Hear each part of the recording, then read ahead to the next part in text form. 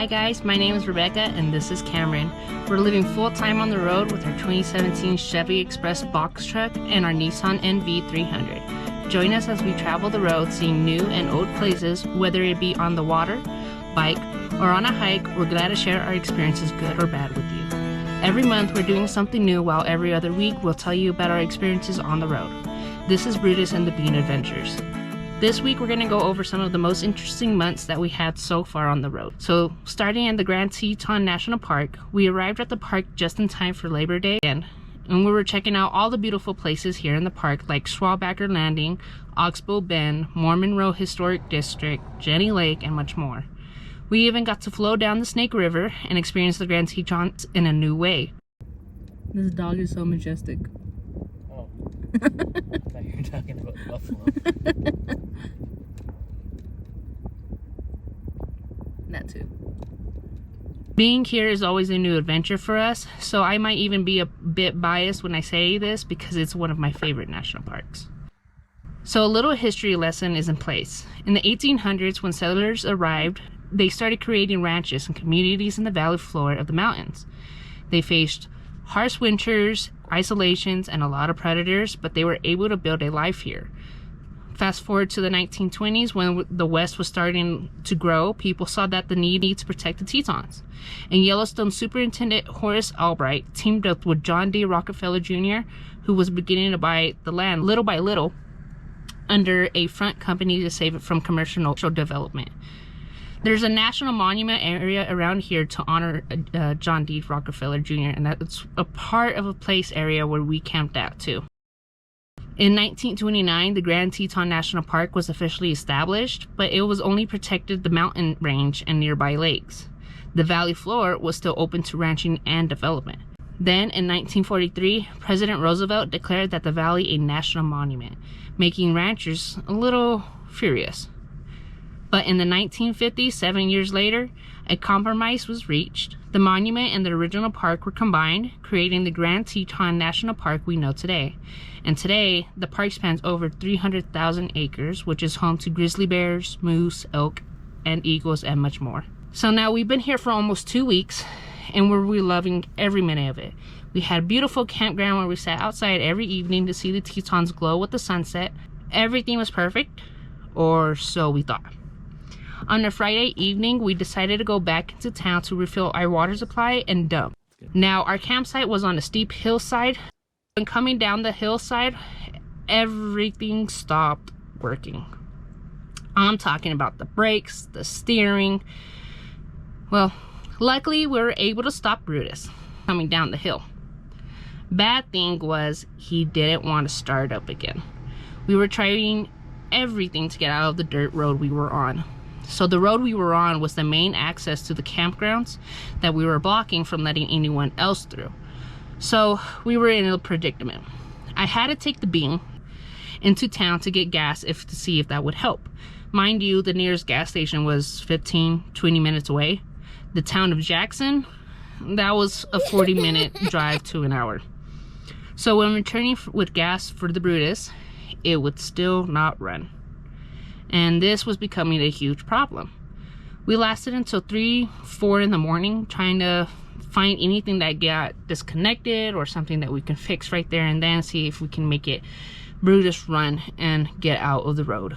We had to call it. We had went to bed worried about how we were going to fix this. We woke up a few hours later and called a tow. Now, this is the weekend. This happened on a Friday night, so Saturday morning. If we were going to get it towed to a mechanic, they wouldn't see it till Monday if they had an availability. We were pretty far out from the paved road, so we were on a 10 to 15 minute dirt road that went to some secluded campgrounds in the back. I decided to get it towed to the bottom of that campground parking lot that we went to and we were allowed to stay at. We called family and we told them our situation. They gave us solutions. Well, Cameron's dad did. He gave us a good solution.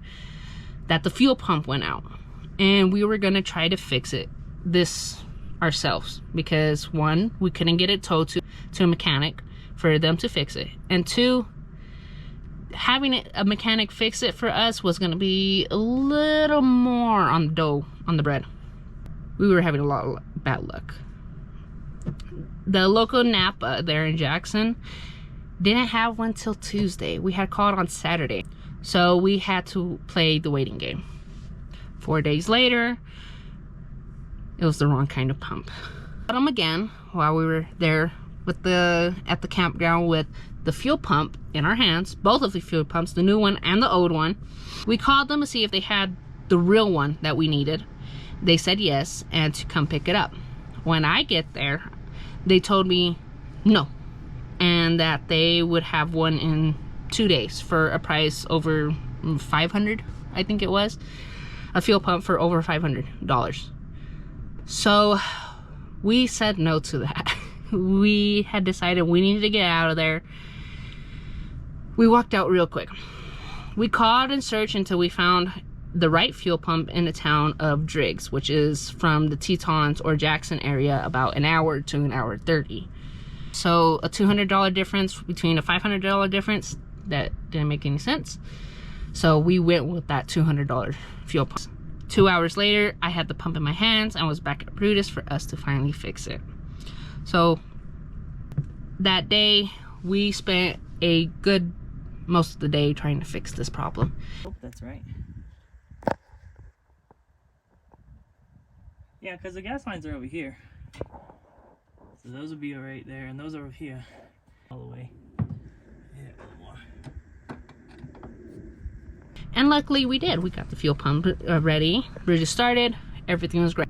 We were there at the Grand Tetons for 3 to 4 weeks. After that, we moved to a good location, just 10 minutes out of the Yellowstone Gate. We spent a few days there.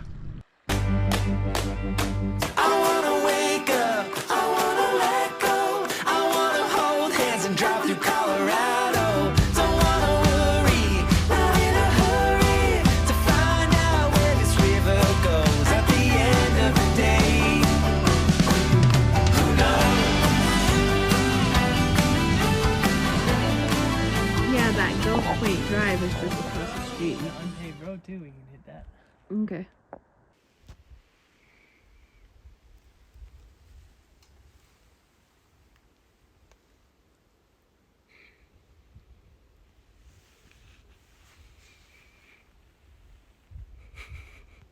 That was a good picture.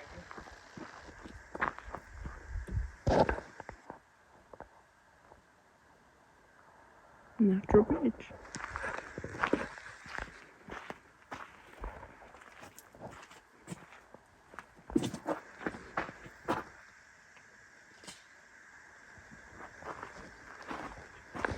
It's a bear.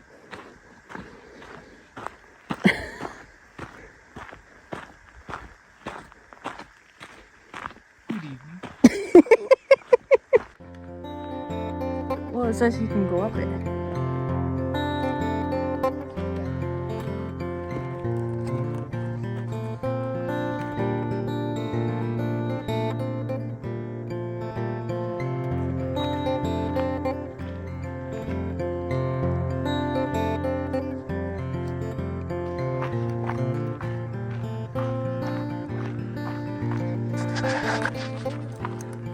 Hi.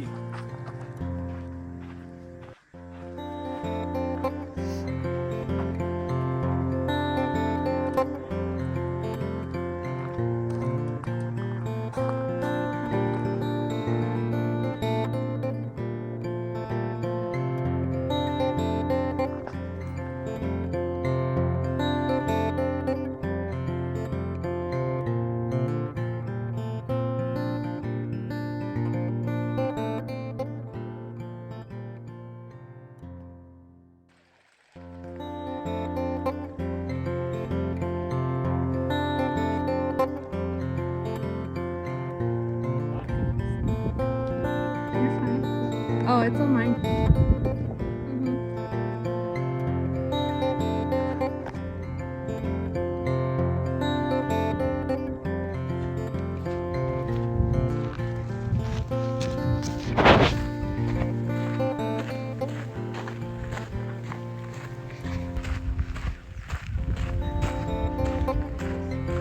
1-star geyser. Every 3 hours, I think it was.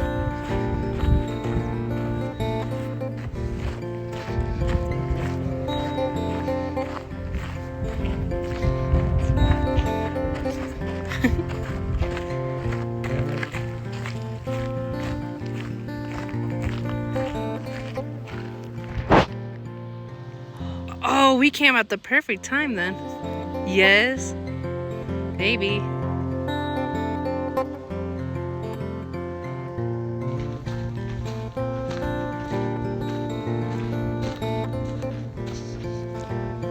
That's pretty cool.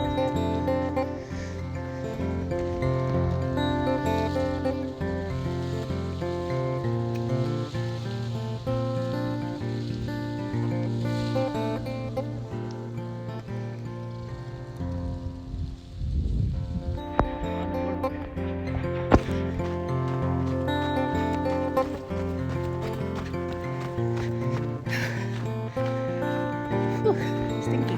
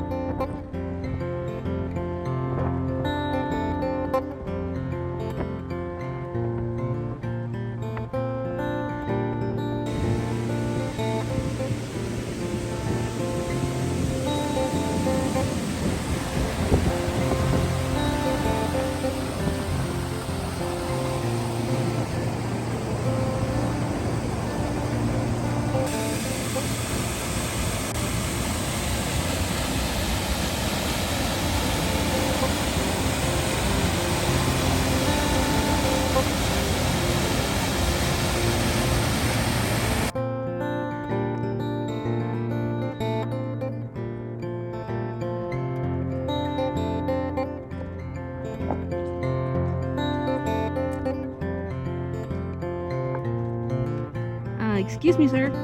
What you doing? He's tearing it up. Look at all this stuff on the ground.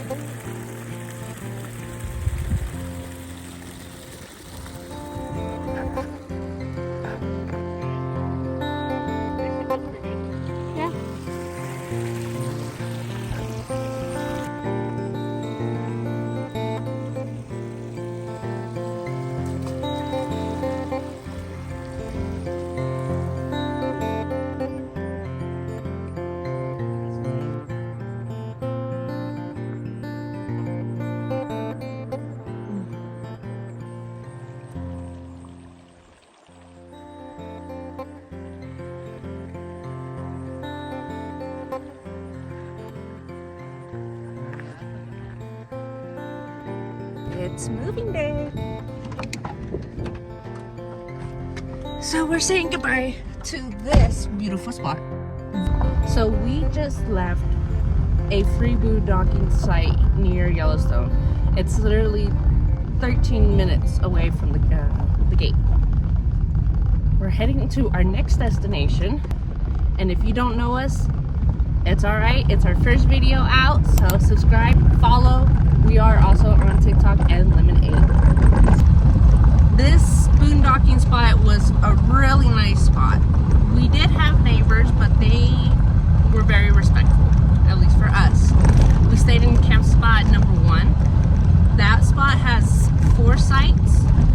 All the other ones after that, we either have 2 or 1 campsites down the road.